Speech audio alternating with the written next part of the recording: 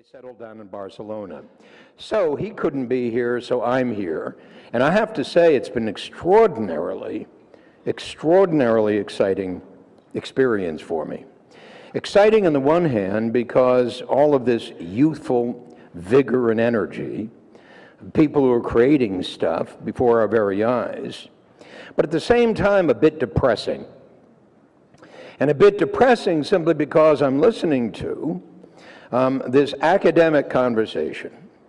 And understand the academic conversation from my standpoint, who's a street guy, who comes from the street, who grew up in the street, who was a wandering Jew, essentially a beatnik when there were beatniks, a hippie when there were hippies, a saxophone player, a salesman, a framer of houses, and then suddenly discovering that I knew something that the small business owner I was talking to hadn't a clue about.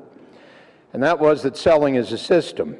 And I'd been there by invitation of my brother-in-law who owned a small advertising agency in Silicon Valley. And he said, Michael, would you come speak to Bob, who was in a startup high-tech company in Silicon Valley?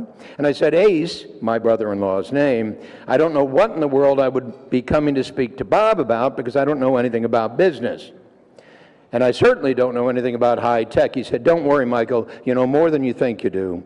Just please do me the favor because Bob can't convert the leads we create into sales. So I did. So we get to Bob's place, and Ace introduces me to Bob, Bob to me, and then he says, I'm taking off for an hour, get to know each other, and I'll be back to pick Michael up. So I started that conversation with two assumptions. First of all, I don't know anything about business, and I knew I didn't. And secondly, that Bob does, because he owns one. And then we started to talk. Bob says to me, so Michael, what do you know about my business? Nothing, Bob. So what do you know about our products? Less than that, Bob. So if you don't know anything about my business, you don't know anything about my products, how in the hell can you help me? And I said, I haven't a clue, Bob, but we got an hour to kill. You like Ace, I like Ace, I'm sure we're going to find out something. You got to understand, that's how it started. That's how this odyssey of mine started. An absolutely an unexpected experience, meeting with Bob for an hour in his office. And during that conversation in which I simply asked Bob questions, and because I had nothing to lose and nothing to gain, and because I was accustomed to listening, because that's what I'd been doing all my life, listening to the guy who taught me how to play the saxophone, listening to the guy who taught me how to sell encyclopedias, listening to the guy who taught me how to frame a house, listening, becoming a craftsman, becoming a master at whatever I learned how to do. And because I truly knew that selling is a system, music is a system, framing is a system, I'm talking to Bob and I realized that Bob didn't know any of that. Bob knew what he was selling, he believed he knew his customer, but in fact he didn't know what I knew. Here I was, this raw business novice. And suddenly I realized why I was there. And I said to Bob, Bob, the biggest mistake you made was to hire sales engineers to sell your product. First of all, because they're sales engineers and they haven't a clue. And second of all, because they don't have a way to do what you're expecting them to do. And because they don't have a way to do what you're expecting them to do, they can't possibly do what you're expecting them to do, but I can create that way for you. He said, you can? I said, sure I can. He said, but what do you know about my business? I said, I already answered that, Bob. But don't worry, it's a done deal. So Ace comes to pick me up, and Ace wants to know what happened with Bob, and I said, well, he hired me. And Ace says, hired you to do what? I said, to create a selling system. He said, how in the world are you going to do that? You don't know anything about business. You don't know anything about the product. I said, I don't know, Ace, but I absolutely know I can. And that's exactly what I did. What I essentially said to Bob is, when we're done, a kid can sell this. Because if we can't make it so a kid can sell this, you're just screwing around, Bob. Now, that's what the frustration was. Because following Bob, there was Mary, there was Jim, there was Jerry, and I began to go to work on ACE's client companies. One sold furniture, one sold high-tech, one was a service business, one was another advertising agency, on and on and on and on, learning what was missing every single place I went. It was like every single one of these founders of every single one of these companies went into a store, bought a jigsaw puzzle, went to their new business, opened the box, threw all the pieces on the floor, and then threw away the cover of the box. They hadn't a clue what they were there to do, other than to sell stuff and to keep busy. Doing it, busy. Anybody here who's read the E-Myth knows that expression, because that, in fact, is the biggest economic problem our country faces today and every single country I've been in. When we say we've applied the E-Myth to tens of thousands of companies, over 70,000 client companies in every industry, high-tech, low-tech, no-tech, you name it. When I tell you that there is a universal solution to every single business problem everybody experiences, and we've proven it, when I say, in fact, contradict what everybody might believe, that there is a way to do exactly what every single young entrepreneur, old entrepreneur, would-be entrepreneur, could-be entrepreneur sets out to do, most people would tell me that's not possible. But here I am, the standing evidence, which essentially tells you that, in fact, it's not only possible, it's absolutely been done. And I'm sitting here, and that's the frustration, saying, how come nobody asked me, how in the hell did you do that? It's like nobody is really interested in that. It's like they're going to reinvent the wheel all over again. We're going to create education for entrepreneurs. Holy shit, guys, I did that in 1977. Without knowing anything other than I better go out in the street and talk to small business people. And that's what we did. We went and made cold calls, truly hundreds of thousands of cold calls on every single small business everywhere we were. And we discovered by asking these questions, what questions? We created the questions to ask based upon the answers we were getting, continuously inventing the system through which we're going to discover what's missing in this picture. And I'm standing here, what year is it? 2011, and I'm sitting here saying, you guys don't have a problem. It's already been solved. Ray Kroc solved it at McDonald's. Has anybody looked at McDonald's today?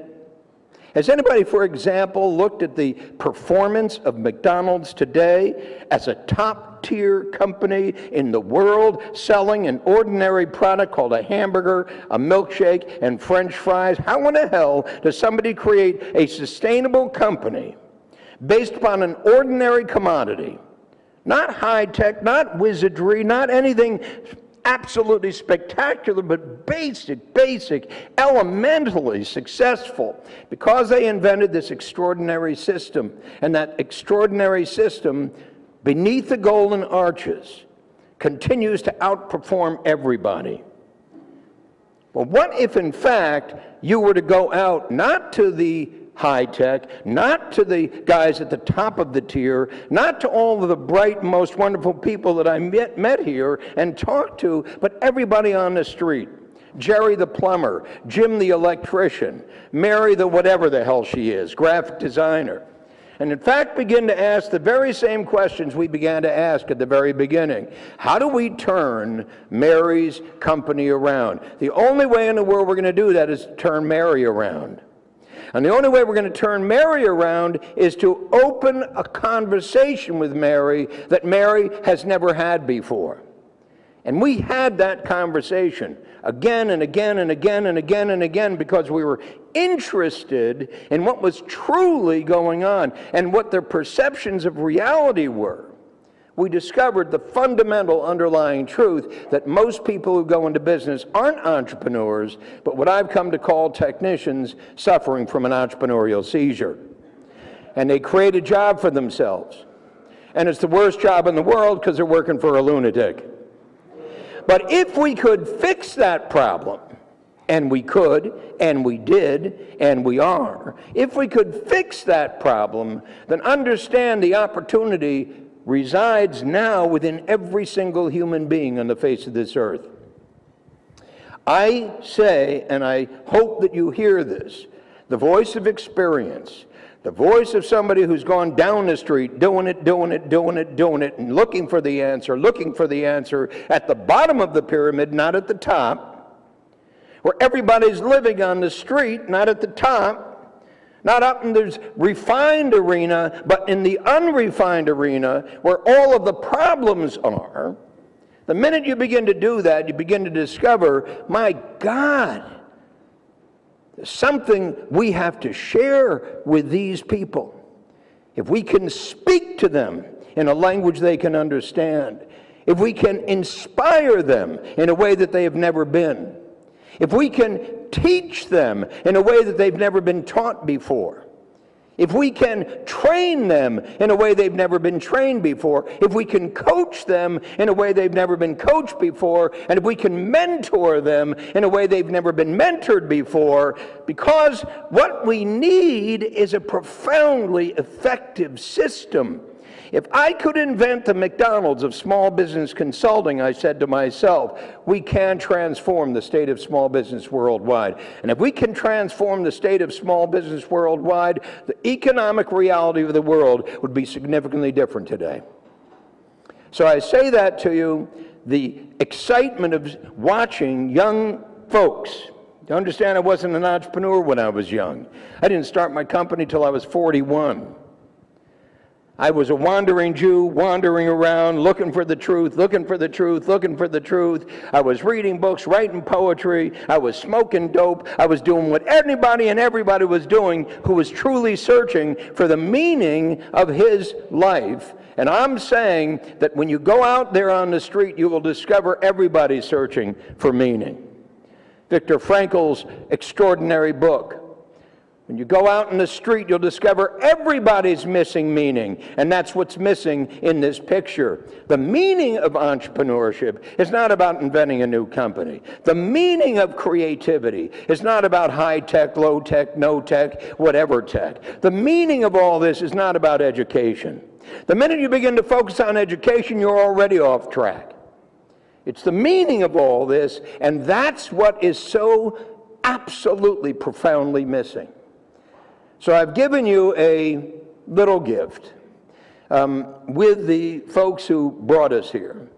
And the little gift is a book called Awakening the Entrepreneur Within, How Ordinary People Can Create Extraordinary Companies Without Any Experience to Guide Them. And a little DVD, which is 20 minutes long. I'm going to ask that you take the time, when you have the time, to watch the DVD with this precaution. If you do not believe in God, don't watch it. If you do not believe in America, don't even think about it. But if you believe in God and if you believe in America, watch the video. Because essentially it's an invitation for every single person who watches that video to awaken the entrepreneur within himself to find the founders again. The founders of our country again.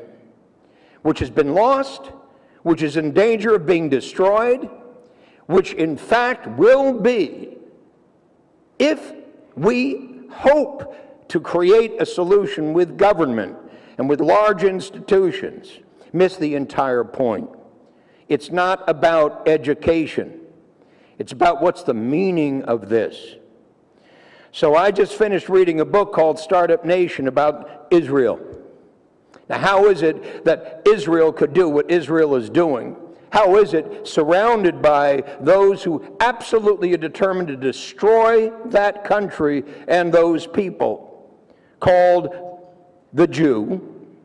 How is it they could have accomplished and are accomplishing the impossible again and again and again and again? What in the world is it about that?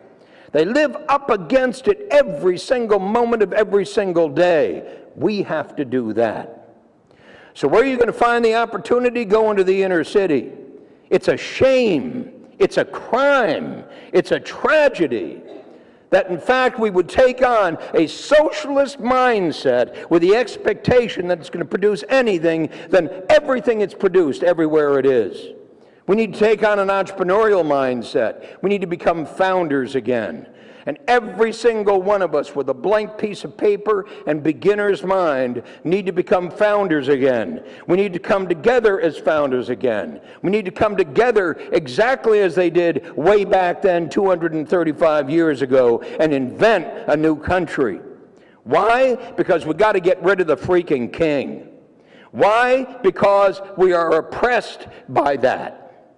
So we must become unsuppressed, unoppressed, and inventive again, and create our own Declaration of Independence, and create our own Bill of Rights, and create our own Constitution, enable independent individuals to awaken the entrepreneur within, to stimulate the imagination of everyone around them, and to discover a path starting on the street, to climb up, to create up, to reinvent the world, and every one of us have the potential to do that. I say that in fact we're born, every single one of us, in the image of God, and if we're born in the image of God, we're born to invent, we're born to create. There's a creator within every single one of us, and that was what's so exciting here, looking at the creators, talking to the creators, experiencing the creators, and letting you know it has nothing to do with technology, it has nothing to do with anything but the absolute, resilient, most extraordinary result, the meaning of why human beings are here on earth, and that's to create heaven on earth, to make earth a fitting home for God.